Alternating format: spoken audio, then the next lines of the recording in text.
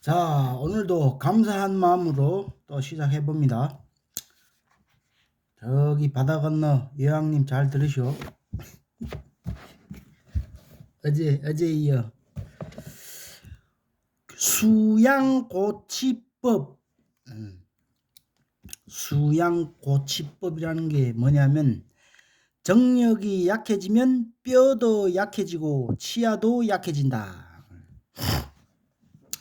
노쇠하는 표적이 눈에 나타나면 시력이 나빠져서 눈이 어두워지고 치아가 나빠지면 이가 탈락되고 충치, 풍치, 치감으로 고생하게 되고 또 한 가지 약해지는 것이 정력이라고 되어 있어 이 세 가지 노화의 징조가 나타나면 누구나 인생의 가을바람을 느끼게 된다.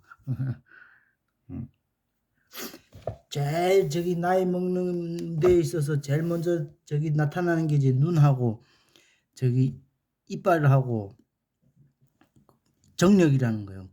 그러니까 그게 벌써 나빠지기 시작하면 벌써 인생의 가을이라는 거예요. 그러니까 속담에 치아가 튼튼한 것이 오복 중의 하나라는 말도 있다. 요새 구강위생에 대한 관심이 높아져 가고 있으면 기쁜 일인데 옛 사람들은 어떻게 해서 치아를 튼튼하게 유지하려고 하는가를 알아보고자 한다. 그 옛날 지금 얘기 나온 게 수양하여 이를 튼튼하게 하는 방법.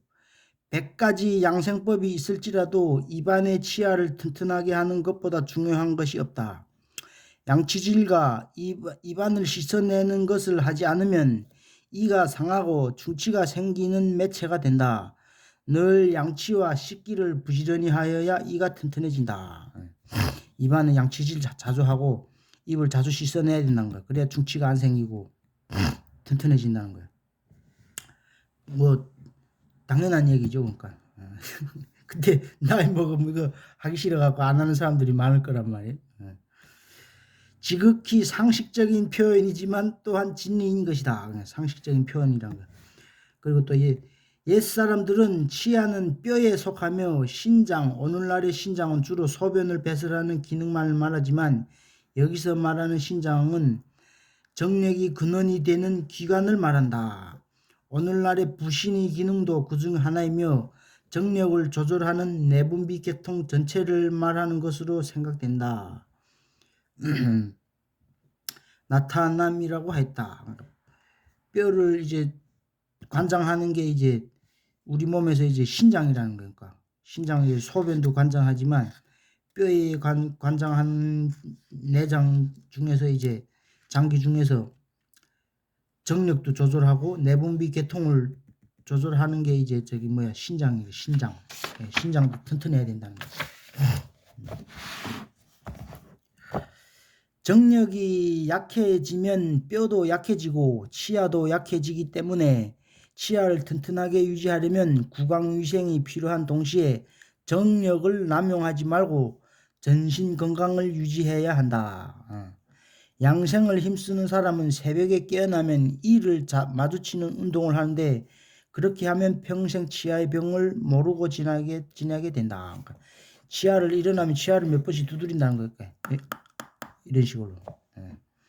근데 우리 엄마는 이빨이 밑에밖에 없어갖고 양치 자주 하고 입안을 자주 양치질만 해도 도움이 된다니까. 아무튼 요새 잇몸병을 예방하는데 잇몸을 마찰하는 것이 좋다는 것과 일맥상통한다. 아무튼 치아도 이게 오복 중에 하나고 몸에서 중요한 부분이라는 거. 다음 해주독.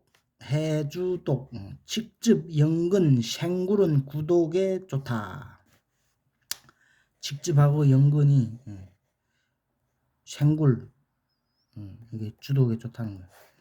요즘은 옛날처럼 사업상 술 마시는 일이 많이 적어졌다고는 하지만 음주 관리를 어떻게 하느냐는 사업가의 건강상 중요한 문제라고 아니할 수 없다. 어느 옛날부터 술이 인생에 끼어들게 되었는지는 몰라도 좋고도 나쁜 것이 술인 것은 동서고금 다를 바 없다. 주독이 변해서 모든 병이 된다. 술은 대열하지만 대독하고 향기와 맛이 좋으며 마시면 혈액순환을 도와 기운이 나게 하여 몸에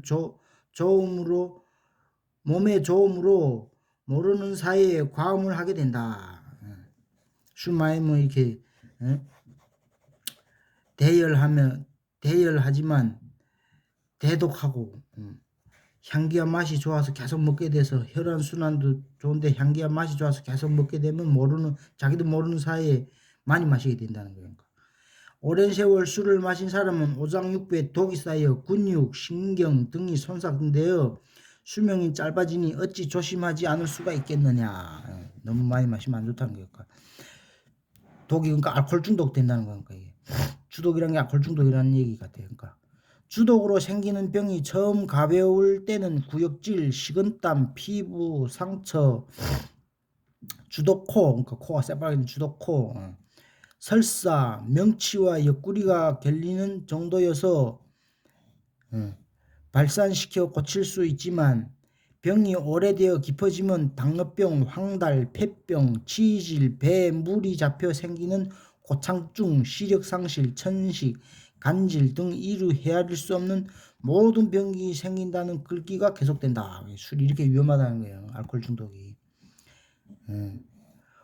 당뇨병도 걸리고 황달도 걸리고 폐병도 걸리고 치질도 걸리고 배에 물이 고이고 고창증이라는 건 뭔지는 모르고 고창증이라는 것도 생기고 시력도 상실되고 천식되고 간질도 되고 이루 헤아릴 수 없을 모든 병이 다 생긴다는 거니까 그러니까 술에 중독되면 술이 그만큼 나쁘다는 거예요.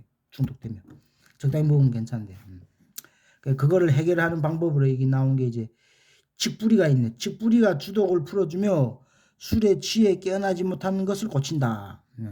찢어서 방아에 찍어 갖고 나오는 즙을 1에서 2흡을 마시면 술을 깨며 물을 두고 끓여 달여 마셔도 좋다. 직즙이 술에 좋다는 거고. 또 생굴도 좋다는. 생것을 초장에 새향을 둔 것에 찍어 먹으면 좋고 연근을 생것으로 또는 삶아 먹어도 효과가 있다. 그러니까 술 주독에는 직즙하고 생굴하고 연근이 좋다네.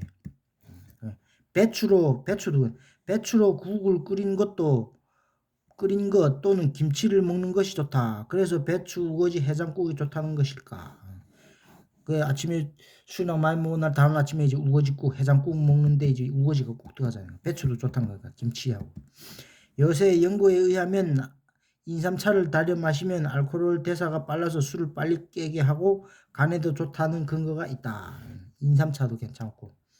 술이 여러 가지 좋은데 또 이게 술로 난 병은 여러 가지 또 우리 일상생활에서 가까운 곳에 또 술병을 치료하는 것도 많네 보니까.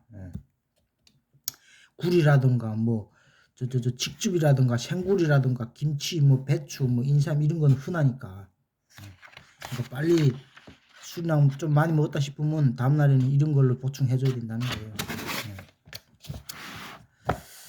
다음 지중풍약 휘첨. 고혈압에 무슨 약이 좋은가? 고혈압에 좋은 거 이제 설명하는데 성인병의 거의 모든 원인이 동맥경화와 고혈압에 귀착되어 가고 있는 오늘날 고혈압에 무슨 약이 좋으냐 하는 것이 큰 관심거리가 될 수밖에 없다. 될 수 있으면 부작용이 없는 생약으로 그런 약이 있으면 좋겠는데 예부터 내려오는 약이라고 하여 모두 액면대로 효과가 있는 것은 아니다. 전승약물이나 치료법을 과학화하는 것은 결국 연구를 통해 좋고 나쁜 것을 가려내는 작업이라 할 수 있겠다. 중풍에 사용되어 온 약 중에서 희첨이라는 약초가 혈압 강화작용과 향염증 작용이 있음이 알려져 국제적으로 주목되고 있다. 희첨이 뭔지 모르겠네요. 검색해봐요. 희첨의 연구는 우리나라의 약학자도 관여하고 있으며 우리나라에도 어디에나 있는 흔한 식물이기 때문에 더욱 관심이 간다. 우리 이름으로 진득찰이라고 한다. 진득찰이라는 약초가 있다는 거니까. 이게 중풍에 좋다네. 희첨은 중풍이 오래되어 아무런 치료도 효과가 없는 것을 낫게 한다. 음력 단오경에 잎과 연한 가지를 따서 술에 꿀을 섞은 것으로 버무려서 9번 찌고 9번 햇볕에 말려 찢어서 가루로 만든 것에 꿀을 섞어 오동나무 씨앗 크기로 빚어 환약을 만들어 따뜻한 술 또는 미음으로 50에서 70개 정도를 복용한다. 오래 계속 복용하면 시력이 밝아지고 근골이 튼튼하게 되며 휘어졌던 머리가 다시 검어진다. 이것도 그렇게 좋다. 근데 이런 거 하려면 엄청 노력이 필요한 걸 보니까 지금 이 보면 9번 꿀에 섞은 것으로 버무려서 9번 찌고 9번 햇볕에 말려서 또 찌어서 가루로 만든 것을 꿀에 섞어 오동나무 크기니까 이게 건강해지려면 결국 건강도 공짜가 아니라는 거 노력을 해야 된다는 거. 고혈압에 이게 그렇게 좋다는 희첨이라는 게 진득찰? 일단 검색해 봐야 돼요. 희첨을 채취하는 시기를 5월에서 5월 5일이라 한 것은 초여름이라는 뜻 정도이며 날짜에 구애될 필요는 없다. 약초는 채취 시기에 따라 함유되어 있는 성분의 양이 달라서 약효도 다르게 마련인데 희첨은 초여름이나 가을이 좋다고 되어 있다. 오동나무 열매 크기란 녹두알 크기 정도 빚어서 알약을 먹는다는 거 정도로 약 0.3g 된다. 중국에서 최근 제정된 약전에 희첨이 올라 있으며 하루 사용량이 말린 것으로 9에서 12g으로 되어 있다. 현재 사용되고 있는 중국의 의약품 공정서인 약전에 나와 있는 희첨의 약효를 보면 풍과 습 때문에 생긴 관절염과 신경통에 좋으며 무릎과 허리가 무력하고 사지가 마비된 데 사용한다고 되어 있다. 중국에도 많은데 이거 중국에 우리나라 약학자가 연구한 것을 보면 유효 성분을 분리하여 분자 구조도 결정하였고 고혈압과 염증에 약효가 있다는 것을 밝히고 있다. 희첨이 동의보감의 지풍비 중풍으로 생긴 마비를 고친다라고 되어 있는 것과 중국의 약전에 나와 있는 효과 등을 종합하여 보면 뇌졸중의 후유증인 마비 증상을 회복시키는 약으로 생각된다. 그렇게 좋다는 게 뇌졸중이 걸린 다음에 후유증에도 이 약을 좀 더 많은 임상 연구 결과가 나와야 희첨 약효가 과학화되었으면 좋겠다. 희첨을 약용으로 사용할 때 그대로 사용하는 것이 아니라 구중구포라는 게 그러니까 9번 찌고 9번 햇빛에 말린다는 거니까 구중구포하여 쓰라고 되어 있는데 약초를 이와 같이 가공 또는 정제하여 사용하는 것을 수치 또는 법제라고 한다. 구중구포란 문자 그대로 찌고 말리기를 그러니까 9번 한다는 뜻이다. 떡을 찌는 시루에 희첨잎을 한 겹 깔아놓고 꿀을 섞은 술을 뿌려서 술하고 꿀을 또 뿌리는 거 뿌려서 축이고 다시 잎을 구해 놓은 다음 꿀 섞은 술을 뿌리고 이렇게 여러 충으로 잎을 포개서 놓고 따뜻한 곳에 방치하여 다소 발효가 된 다음에 수증기로 쪄낸다.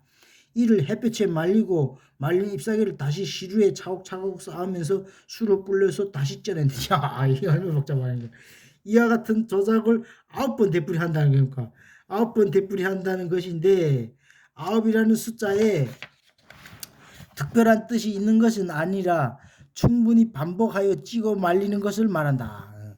꼭 9번 아니라는 거 충분히 찌고 말리라는 거지. 그러니까 이와 같은 수치법이 희첨의 약효에 어떤 작용을 미치는지는 아직 밝혀져 있지 않으나 한 가지 분명한 사실은 희첨잎에서 돼지의 오줌 냄새 같은 좋지 않은 냄새가 나는데 이와 같은 조작에 의하여 그런 냄새가 완전히 없어진다. 아무튼 옛것을 호의적 또는 긍정적으로 받아들여 연구하여 보면 뜻하지 않은 새로운 발견도 생길 수 있을지 않을까 한다. 이 풀이 엄청 지독한 냄새 나는 풀인가 돼지 똥냄새 같은 게 난다네. 그래갖고 9번 찌고 말리기를 반복한다는 거예요. 돼지 오줌 냄새 같은 게 난다는 거예요. 희첨이라는 이 약초가 대신에 근데 그렇게 좋다네. 고혈압에 좋다는 거지. 고혈압에. 아무튼 오늘은 여기까지 하겠습니다.